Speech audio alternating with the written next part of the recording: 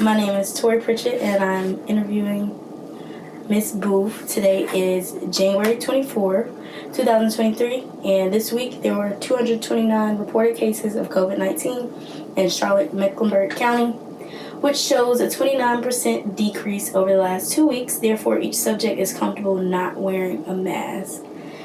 And now I'm going to give Miss Booth the opportunity to introduce herself. Hello everyone, my name is Ashley Booth. The students call me Miss Booth here at Johnson C. Smith University, where I sit as the coordinator of housing and operations in the Office of Residence Life. I have been in this field for the last 5 years. As of 2023, I started as a residence hall coordinator. I matriculated to an area coordinator overseeing 2 different buildings, both freshman female and male. I now sit as the coordinator of housing and operations overseeing our 6 residence halls, upperclassmen, and some freshmen. Right, thank you for that, Ms. Booth. And I see that you've been in this place for a long time. So let's start by getting to know you a little more. So let's talk about home. Where's home for you? Okay, so home is in Irvington, New Jersey. My family currently live in Newark, New Jersey. So I am from Irvington, New Jersey. I came here in 2013 when I became a student at Johnson C. Smith University, and I stayed in the Charlotte area ever since. Okay, and how was it being away from home? How was it, the transition from New Jersey to Charlotte? College was always a positive matriculation for my life, so the mindset I had coming to Charlotte, North Carolina was very vibrant, very exciting, but once those doors closed and my mom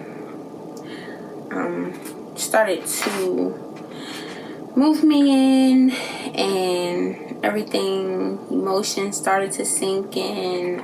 Then when she left, it was a hard transition for me, just coming from me and her in New Jersey to me by myself with students I did not know at all, in a new space, a new environment, a new city, a new state.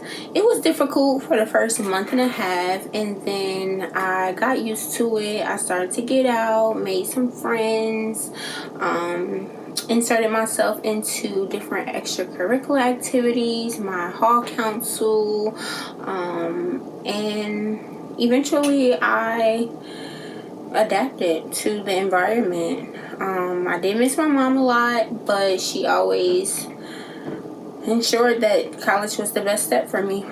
Okay, and with you saying that, with you having to adapt and be away from your mom, it seems like you all have a close relationship. Yes, so my mom is my right hand man. So it's just been me and my mom. I do have an older brother. He is 10 years older than me, but it was literally just me and my mom my whole life. So it was difficult coming down here because she's over 600 miles away from me, but we talk every day. Okay, that's good. And we did start off by doing this hand map activity for you to reflect, and I do think you noted that as far as your support system. Mm-hmm. You know that your mom was your support system. Yes, she's my only support system, and my family, but my mom is my biggest support system. Okay. And would you like to reflect on your hand map activity? Yes, sure. By finger, I did come up with some quick adjectives to explain myself. I would say I'm very analytical, I'm determined, I'm optimistic, I'm very loving, and I'm very ambitious. I picked those 5 because as I grew older, I started to see people are a lot of different adjectives, but certain adjectives as these, like as such, can determine your work ethic. So I am striving for the best adjectives to make me driven, career-wise, goal-driven, and just as a human being. Okay. And that is good. And it seems like you are very determined as a person. So I know we are still in this pandemic, and you were working here, correct, during that time. How was that for you, being that, you're so driven and motivated as a person? The pandemic was very difficult for me personally, because it was about 3 to 4 years after college. So my close friends from college were still here, but due to the job loss, they all had to go back to their respective areas. My family wasn't here.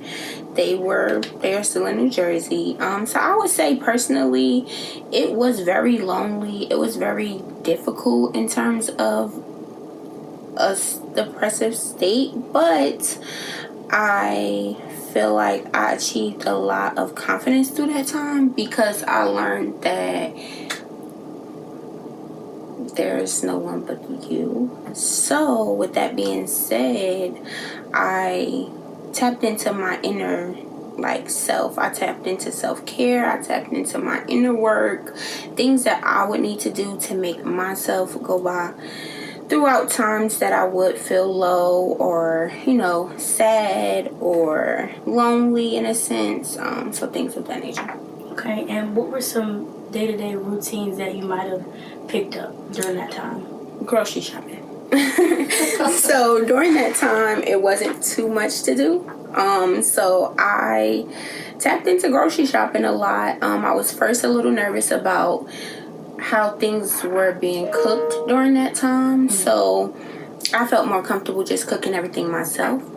And the only leisure I had was to go grocery shopping, because that was the only store open.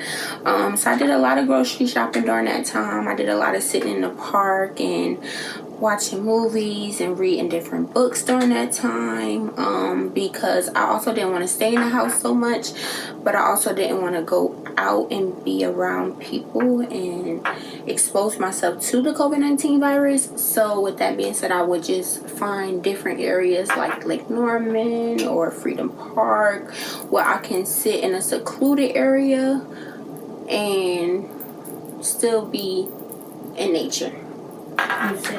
Okay, and during that time, what was your position?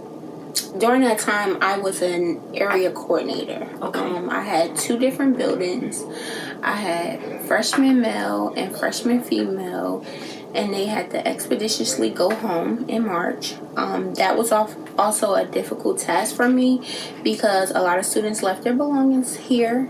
So I then had to pack up everybody's belongings and put them all in a storage area in the building, in which some students came and retrieved their items and some students didn't.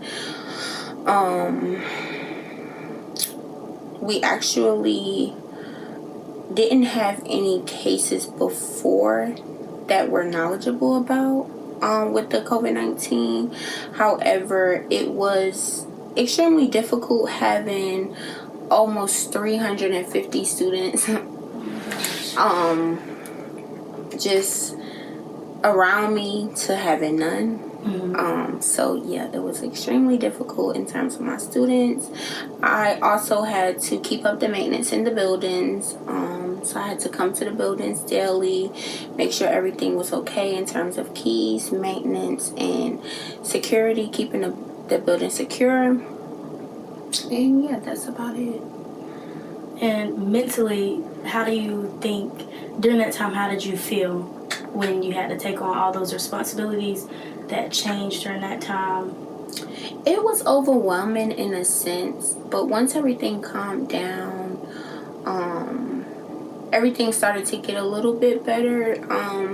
The move out process was very overwhelming, of course, because all of the students didn't know of this. Some students couldn't leave because they lived so far, so that was overwhelming, trying to get emergency aid to them, making sure everyone was still going home safely, because certain states had different guidelines in terms of people coming in and out the state. So things of that nature was overwhelming. But other than that, it was actually some unplanned downtime. So it wasn't, COVID-19 wasn't all bad. I did receive some downtime that I didn't have because I did have 2 buildings of freshmen. So the load was definitely high. And me and my resident assistants went a few nights without sleeping. So it was some time that we were able to grasp the concept of the job and, our morals, what we were here for, and things of that nature during COVID-19. And what is something that during that time you gained that you can say like you still utilize to this day? Organization. I would say organization, a little time management. I learned how to actually divvy my time for what was important and what's not important, and if 2 are important, what's more important. I learned how to delegate things in my life to days, just different days. I think that's pretty much it. And just overall, just depending on myself and having self-love and self-care for myself and learning how to maneuver through life with no one, because, no one was here. So. That seems like it can be, how can I say it? Like, I know that's not a good feeling that, like, you're alone. Mm-hmm. And whatnot. So during that time, did you talk to your mom? Like, what did you do? Yeah, I talked to my mom basically every day during that time. We talk every day now, but we talked way more because, of course, she was concerned about my mental state, in which it was decreasing. However, once I got in a routine of not being able to just get up and jump and go places or be with my friends or have an event on campus or do a program, I was able to adapt to just silence. That's what it was. It was just silence. Being in a space where you just are not too knowledgeable about what's going to happen next. So you're just taking it day by day. It also gave me time to reflect on my career. Reflect on me as a person at that time and my 5-year goals versus my 3-year goals versus my 1-year goal. It made me actually sit and put everything into perspective in terms of who I was becoming. Who was Ashley Booth? Who was she going to be? What did that look like? What did that feel like? So that's when I was able to sit down and tap into myself. So I do keep saying like self-care and self-love, but really just tapping into me, my purpose. What does it look like? Where is it at? What state is it in? Do you mind sharing what do you feel like that means to you, what it feels like, or describing that person, your ideal image? COVID-19 showed me that I'm more happy helping others than I am, in a sense, helping myself. Not saying that I don't like helping myself. I just love helping others. In order to help others in terms of higher education, I would probably have to be in student affairs. So with that being said, I seeked out different degrees where I can learn administrative work and leadership work at the same time. So it wouldn't keep me in one specific department. So for example, my degree will allow me to either be the director of residence life or the dean of students in the student affairs department. So with that being said, either one will suffice. However, it is a chronological goal for me to become the director of residence life and then the dean of students, because I feel like as the dean of students, I should have sat on different boards in which I can relate to students in different ways. So that would be my ideal chronological step to be the most purposeful dean of students. Okay. Makes sense. And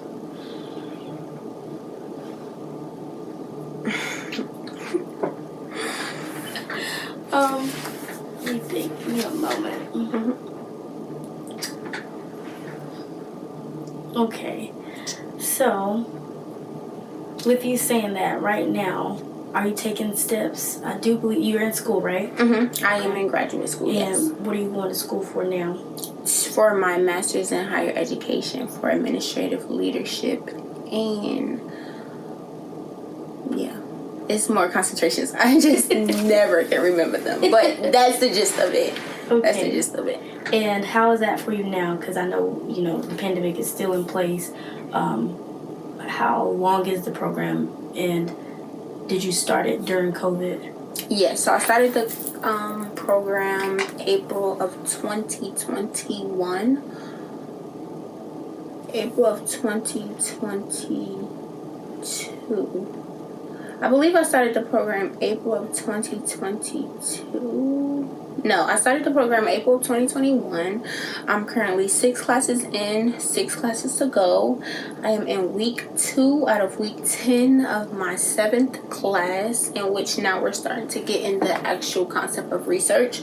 I guess working towards a dissertation, unfortunately. But I can say that I have learned a lot about my career within this graduate program. I learned a lot about leadership. I learned a lot about organizational structures and how different people sit in different boards and how a chancellor is different than a president. So I've learned different things in terms of higher education that I know will help me as I matriculate. However, I've also learned time management with it.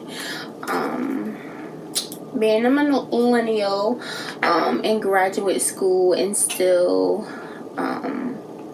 obtaining a social life, a work life, a spiritual life, it's pretty hard. It's pretty hard. However, I am learning to delegate time to do the necessities such as read chapters, do papers, do discussions, sit on in symposiums maybe and in class, just things of that nature. So just learning time management and just delegating what's more important. Now, with all of this, because that is a lot, and you're working here as well, are you taking time now to still have self-care days? I do try to at least have one self-care day a month. I am trying to make it one a week. However, a self-care day is a consecutive day, so 24 hours, in which that has been hard to achieve with my busy schedule. However, I do self-care in different ways. So for example, if I know that I have to read and it's a nice day outside, I'll go to the park and read versus reading in my space. So if I'm not able to fully complete a day of self-care, I'll still make an initiative to try to at least place a little piece of self-care into what I have to do if I do have a busy schedule that day. Okay, so it's you're still incorporating, you're being mindful of your time and your priorities, but you're also prioritizing your self-care too. Yes. Well, basically, yes, in a nutshell. That is good. And so just to be mindful of your time, because I do know that you have to get back to work, is there any advice that you would, give to, the students, anybody aspiring to go into higher education? That may be facing challenges such as transition and change? My advice would be to do it for the passion. If you're not passionate in it, then find something that you're passionate in. They always say work is not fun if you don't want to do it. So find something that you want to do. Find something that you love doing so it doesn't become a job. it's just what you do daily on a weekday. Yeah. And is there anything else that you would like to reflect on the hand map activity? I do want to ask that. No, I think I basically got everything. Also, it is one pathway that I didn't mention. And I did want to touch upon it because it was actually a denial pathway. Okay, so one I have on here is receiving scholarships via Queen Latifah. I can touch on that a little bit. So Queen Latifah is a native from Irvington, New Jersey as well. I filled out a scholarship for the United Negro College Fund when I was a junior in high school and my GPA wasn't high enough for that scholarship. I also tried it again my senior year, in which my GPA wasn't as high enough either, and I was denied again. Second semester, freshman year in college, I received a call from the Career Services Development saying that I had to come to her office immediately, in which I was in a very strict work study at that time, and she didn't allow me to leave. So I informed the member of the Career and Services Development team that I wasn't able to leave, and she said, just leave and I'll email her. So I followed the rules, and she flew me all the way out to California to be on the Queen Latifah show, where I received $30,000 in scholarships from Queen Latifah. That's amazing. The Sony, thank you. The Sony production and the Will and Jada Smith Foundation. That moment was very impactful for me, seeming as though North Carolina was the second state I've been to outside of New Jersey. So that was very impactful for me to undergo a great experience as such. I was also named the 2014 A Rising Star. So I also sat in a award ceremony for A Rising Stars in 2014, while I also went to a gala in a sense, and I met Trey Songz, his mom, Cedric the Entertainer, and people like that, celebrities, I would say. But I said all of that to say, don't quit. Don't quit. They tell you no, do it again. If they keep telling you no, keep going. So those scholarships that you see, oh, that's a high GPA requirement, just fill them out. You never know. Because I also received that scholarship because they denied me for the UNCF scholarship. However, I was still in the pool, and I was undergoing my Bachelor's of Science here at Johnson C. Smith, where they were looking for Black paraprofessionals getting their degree in STEM that year, and they provided me a scholarship just because I was Black. I was African American. I was from New Jersey. I was from Irvington, New Jersey. I went to Irvington High School, and I was attending a historically Black college and university, and I was undergoing my bachelor's degree in science. So I said all of that to say, don't give up. Just do it.